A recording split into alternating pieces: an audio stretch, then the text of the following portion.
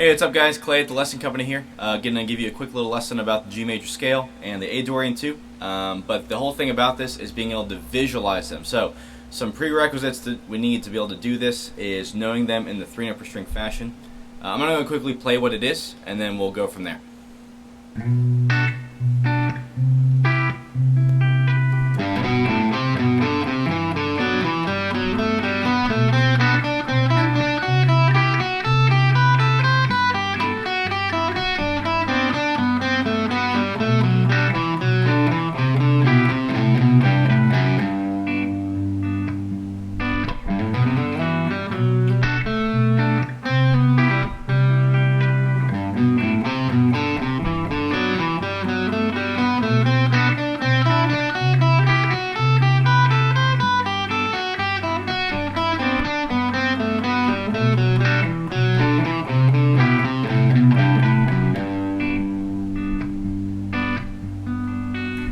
Okay, so to break it down, first off, the whole skeleton of this exercise is based around G major in the 3-note per string fashion, going as followed.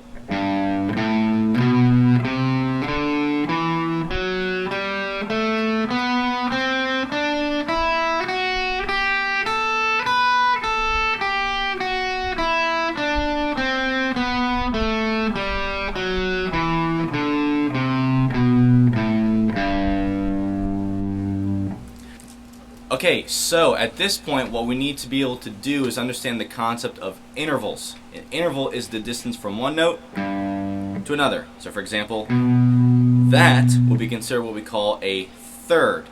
And I'm referencing that in the context of this being what we call the root note of a scale. So if I were to climb up 1, 2, 3, it's 3 notes from this respective note. Now I can really label any distance using the major scale. But just for the sake of argument, really all the ones we really need to know right now are thirds. There's going to be 2 in this whole entire exercise, going what they call major third. And there'll also be eventually on different notes, but it's the same distance between the 2 notes, a minor third. So notice the distinct difference between, we usually just call this the happy and sad interval, but really it's major and minor. That's the way we traditionally label it. So every time I play a respective note of the scale, I'm going to play a third from that. In the same key though. It's not necessarily just playing major third, major third, major third. It sounds awful actually, right? We need to follow the order of what the scale is asking us to do, and then we basically, in a way you can think of it as skipping notes. So I'll play it and I'll show you what I mean. Skip a note, you go back to the second note of the scale, for example, and you skip a note. Notice that this is a minor sound in comparison to the major. So in total we have a minor, I'm sorry, I apologize, a major, a minor, a minor, a major, another major, a minor, another minor interval, and it lands back on the root. And then it continues doing the same thing in the next octave. So in total, and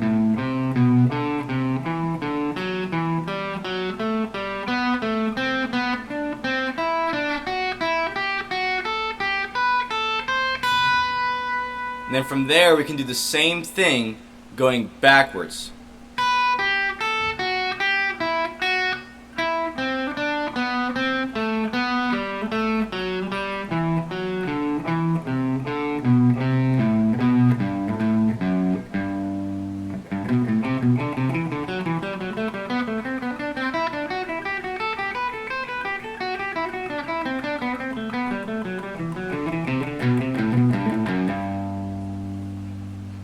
Alright, and then conversely, I said in the very beginning of the video something about A Dorian, which if you're not familiar with modes, then don't necessarily focus on this. I would honestly recommend really trying to hone in on just the major itself.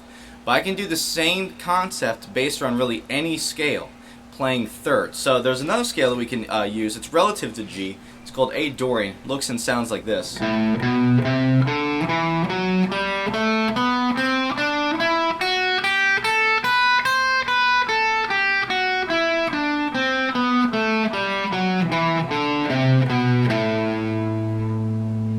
The same exact concept, skipping, playing thirds based on this note. So in total that would sound like this.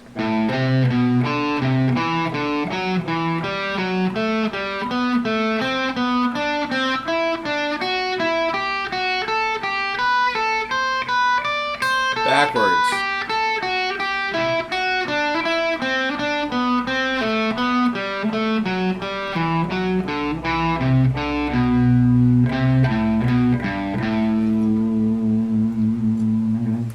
Okay, so at the end of the day, it's being able to visualize these. Well, yes, you could just look at the tab and figure out how to play it. You don't need to play it fast. I really don't care about the speed.